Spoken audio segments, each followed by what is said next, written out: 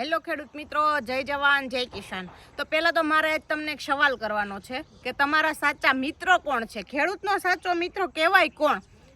મનમાં એક જ વિચારે છે કે જેનાથી તમે તમારી ખેતીવાડીનું બધું કામકાજ કરો છો એ તમે એક જ અત્યારે વિચાર્યું છે ટ્રેક્ટર નથી હો, પહેલાં હતું તમારું, એ હવે આવ્યું તમારું ટ્રેક્ટર। સાચો મિત્રો જો તમારો માયલો જાય બળદ, કે પહેલાં છે ને બધા બળદથી ખેતી કરતા, એના લીધે ખેતીમાંય ફાયદો હતો કે એના જે ડાબલા પડતા ને એના લીધે જમીન છે ને એ આખી પોચી થઈ જતી ને અત્યારે હું તમારે હાઈવે ઓલું શું કહેવાય શવડા મારવા પડે છે, એ એના ટ્રેક્ટરના લીધે હવે શવડા મારવા પડે છે। પહેલાં એ કાંઈ મારવું આપણે પડતું નહોતું। હવે આપણે જ્યાં પણ રસ્તા ઉપર જઈએ કે ગમે ને આપણે જઈએ ને એટલે આપણને હવે બધી જગ્યાએ બળદ અને ખૂટિયાની બધા આપણને રસ્તા ઉપર આડા પડે છે, બરાબર છે।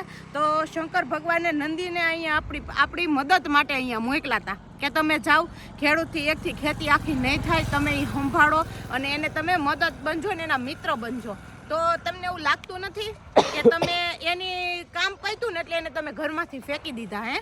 નથી લાગતું? અત્યારે અમુક ગાય એવી છે, અમુક વાછરડા એવા છે કે જે દૂધ આપતી હોય ને ગાય, ત્યાં સુધી ગાયને વાછરડાને સાચવો છો, પછી એને ઘરમાંથી કાઢી મૂકો છો, રસ્તા ઉપર રખડતી કરી મૂકો છો। તો એના માટે ઘણી જગ્યાએ એવા પાંજરાપોળ બનાવવામાં આવ્યા છે કે જ્યાં આપણે પૈસા ભરીને એને મૂકી શકીએ છીએ અને પૈસા એટલે રાખે છે કે એને સાચવે છે, આખી ટીમ એનું કાર્યરત કામ કરે છે, એના પૈસા લે છે।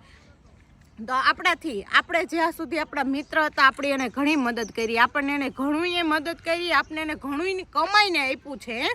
તો આપણે એના માટે એટલું ન કરી શકીએ? જે રોડ ઉપર રસ્તે રખડતા જે ખૂટિયા છે ને એ પહેલાં એક સમયના એ બળદ જ હતા, મતલબ ખૂટિયા છે ને એ અત્યારે ખૂટિયા ન હોત, જો ટ્રેક્ટર નો આવ્યા હોત ને તો આટલા ખૂટિયા જે રોડ ઉપર રખડે છે ને એ રખડતા ન હોત, એ બધા બળદ બની ગયા હોત અને એ આજ ખેડૂતને કામ આવતા હોત। પણ હવે ટ્રેક્ટર આવ્યા ને એના લીધે એ બચારા રોડ ઉપર રખડે છે, એના લીધે આપણને નુકસાન છે। આપણી ગાડી સ્પીડમાં જતી હોય ને વચ્ચે પડે તો એને તો વાગવાનું છે, પણ આપણું પણ એક્સિડન્ટ થાય છે, અકસ્માતે કોકનું મૃત્યુ પણ થઈ શકે છે, નક્કી નથી।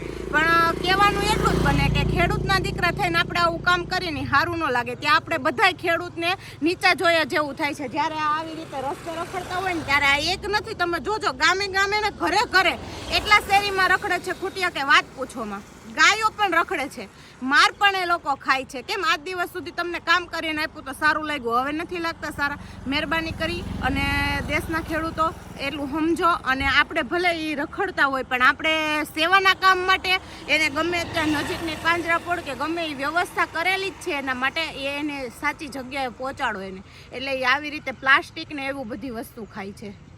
એના નિહાપા કેટલા લાગતા હોય છે કે એના મિત્રો એ આપણે એના બાપ દાદા જ કહેવાય ને, એના વડવા હોય આપણને કામ કરીને આપ્યું ને આપણે એને આવી રીતે રસ્તે રખડતા કરી દીધા। આપણું કામ પતે ને આપણે કોઈક રસ્તા ઉપર ફેંકી દે તો આપણે કેવું લાગે?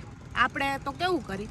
તો કાંઈ ને મિત્રો, જો એ રખડે છે ને એ આપણે આ વિડીયોને એટલો શેર કરવાનો છે કે જેથી કરીને ખેડૂત નહીં ગમે એ વ્યક્તિને લાગી આવે અને આવી રીતે રખડતા જે ઢોર છે ને જનાવર ટૂંકમાં બિચારા એને એનું સહી ઠેકાણા સુધી પહોંચાડે એ માટે। અને મારી વાત તમને ગમી હોય ને તો લાઈક, કોમેન્ટ, શેર અને સબસ્ક્રાઈબ કરી દેજો।